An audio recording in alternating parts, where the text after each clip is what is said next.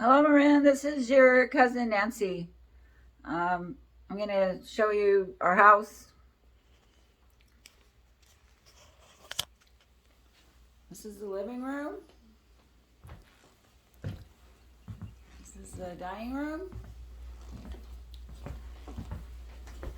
This is the kitchen. It's a hallway. Bathroom, kind of outdated. So I sleep, kind of messy. The curtains are falling apart. This is where my mom used to sleep. One thing about this house, the house is not that great, really. It's older, outdated home. But the best part about this house is obviously where it's at.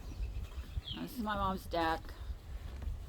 We used to have a view of the sound, but then all these trees grew and don't have it anymore. My mom used to garden a lot when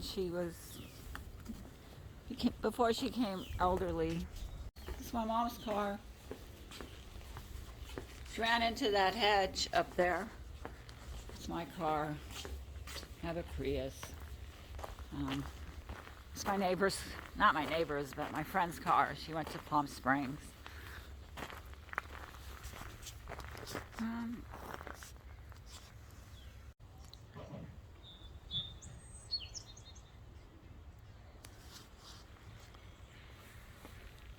We live on a street called Holly, and we live in Old Holly.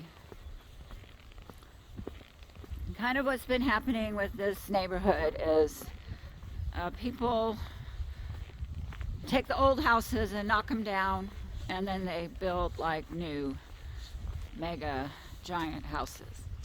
And we will see that when we get down to his friends growing up. She used to live right here in this house, which is still standing.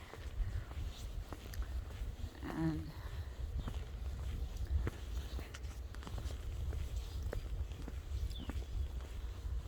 this is the cutoff with New Holly and Old Holly. So we're in Old Holly. This is New Holly over here, the next block. What I described earlier, all the houses that were here prior, or if there weren't any houses, just like open field. All the houses are pretty much brand new and super expensive. I mean, this is probably like a multi-million-dollar house right here, for sure. I don't think anybody lives here. Here, this is where the governor of Washington lives, Jay Inslee. But he's not here very often because he's in Olympia in the governor's mansion. And this house here is actually, it looks new, but they started building it when I was a kid. So you gotta get the picture. This one here. This one here. It's all new construction. Now we're heading closer to the beach. These houses here are basically waterfront property. And over there is a sewage treatment plant right across the street. I mean, they used to dump sewage right into the sound, but then the EPA came along and all that changed. But you kind of get the picture. A family named Halls owned all this land on the beach. And I found out they were basically Bainbridge Island frontiers. The Halls owned the ship family, the children.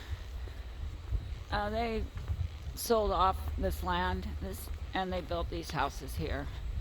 It's a pretty large chunk of land that they owned on the waterfront, the Hall family.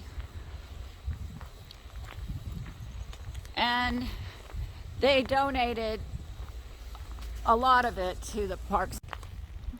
So over here is the land that was sold off for homes. Over here, they donated it.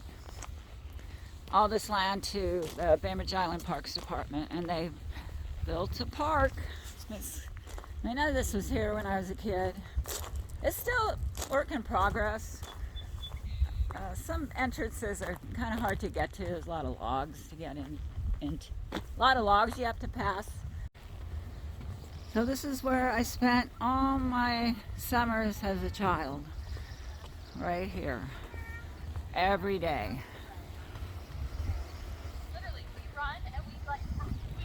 And we used to swim. We used to hang out on this corner and swim. And you see there's like a lot of people down here. Probably the most I've ever seen. Because it's sunny. Hi. Cute little kid. So I get an outside evaluation of everything. And the water is freezing here. It's like about 40 some degrees. But you know, when you're a kid, you don't care how cold it is. I mean, as an adult, I can barely put one toe in the water. Especially after I went to visit tropical areas like Hawaii or Florida. Where the water is warm, and then you come back to this, and it's like, God. Even Lake Washington, that's the big lake in Seattle where people swim, which is, in the summer it's about 62 degrees. And that even seems cold to me now, but when you're a kid you don't care, all you want to do is swim. And that's Mount Rainier in the background.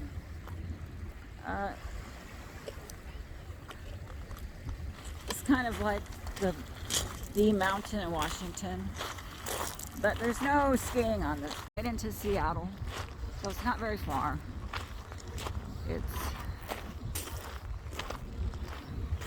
I think it's like 8 miles, 8 nautical miles from Bainbridge Island to Seattle.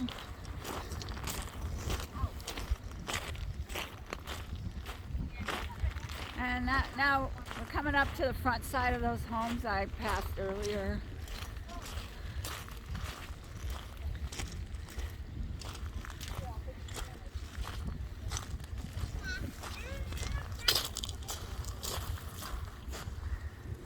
So over there is Wing Point. So in my research, a lot of strange things have been kind of happening at my mom's house, and I found out that there was Native Americans that actually lived in this neighborhood. They lived in neighborhood over there, the neighborhood across the water, the neighborhood at that point you see by that sailboat. It's called Wing Point, Bill Point, and I guess our neighborhood is called Holly or Winslow. They also live where you see the ferry, behind where the ferry dock is. So at the turn of the century, when white settlers came into this area, they basically removed the Indians or the natives, and they gave them a reservation, which is called Suquamish, which they still reside to today. So when the strange things started happening at my mom's house, I just assumed that maybe it's the Indian spirit. Maybe I'm crazy, maybe I'm not, I don't know. But I think I got rid of it. We'll see. It might be a process, but it's beautiful down here, as you can see. And I'm sure it was horrible when the natives got rounded up and put on the reservation. Although Squamish is not that bad, it's a nice area. It's not an island. It's on the Kitsap Peninsula, so there's water surrounding Squamish, or the Kitsap Peninsula. And I've been there on my boat, actually, to the tribal dock. It's really nice, and they have a little pizza place, and we ate We've eaten there a few times. It's a little fun little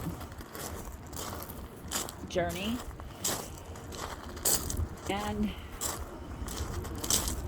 so they, compared to the other natives in other parts of the country that were given reservations, I think the Squamish tribe did pretty well. But still, this was their land. You know, all this was their land. They were here before white people, and they got booted out. But that's the history of our country, basically, in eminent domain. You know, white people are more powerful than natives. Now, there was some wars fought, but I think these people left peacefully, from my understanding. Even when the white settlers came in, they were still allowed to use the beach. But I think at one point, probably when more came in, they decided it wasn't a good idea for them to be here. Because this island is it's an affluent island. Didn't really used to be that way, like when I was growing up. But it kind of turned into like a affluent suburb of Seattle. You know, our family was here pretty much at the turn of the century, when Dida came, and then later brought my Nana and my father and my uncle. So, and then one of my other best friends growing up lived right down here too. Her house is just the other side of that big tree, which their whole family owns it, and they rent it out as like an Airbnb.